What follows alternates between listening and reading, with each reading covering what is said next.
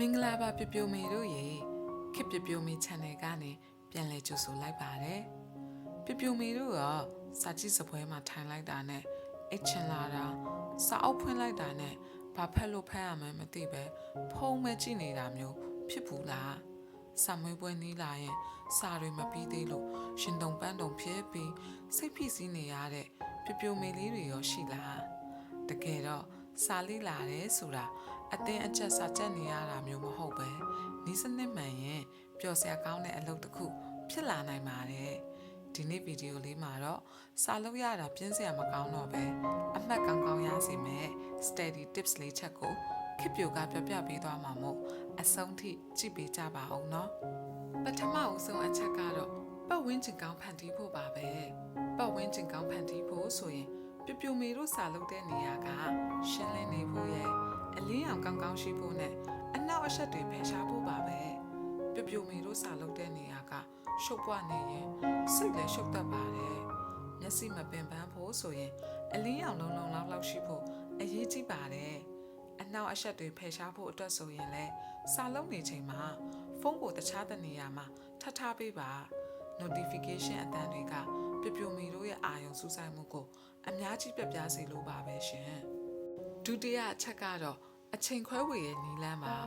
စာကိုနာရီပေါင်းများစွာဆက်တိုက်လုပ်နေမဲ့အစားမိနစ်25မိနစ်ကိုပဲအာရုံစိုက်ပြီးစာလုပ်ပါ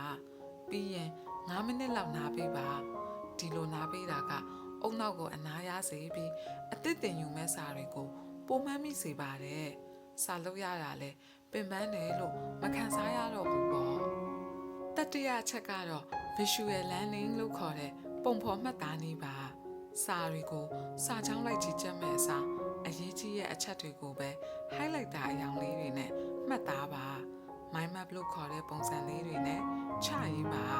ပုံလေးတွေဇာတ်လေးတွေနဲ့မှတ်သားတာကစာမွေးပွဲခန်းထဲမှာပြန်တတိရဖို့အများကြီးပိုလွယ်ကူစေပါတယ်ရှင်စတုတ်ထချက်ကတော့သူများတွေကိုပြန်ရှင်းပြခြင်းပါ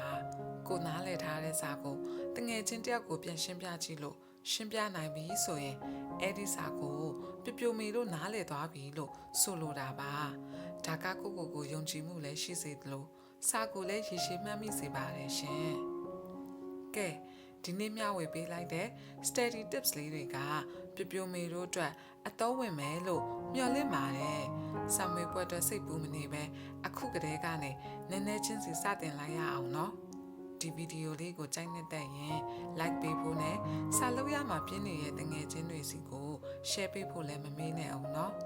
နောက်ထပ်လည်းပြပြမေတို့သိချင်တဲ့စာလေးလာနည်းတွေရှိရင် comment မှာမေးခဲ့လို့ရပါတယ်ခေပြိုရဲ့ခေပြပြမေ channel ကို subscribe လုပ်ထားပြီးခေါင်းလောင်းလေးကိုနှိပ်ထားပေးပါအောင်အားလုံးပဲစာမွေးပွဲတွေမှာအောင်မြင်ကြပါစေနော်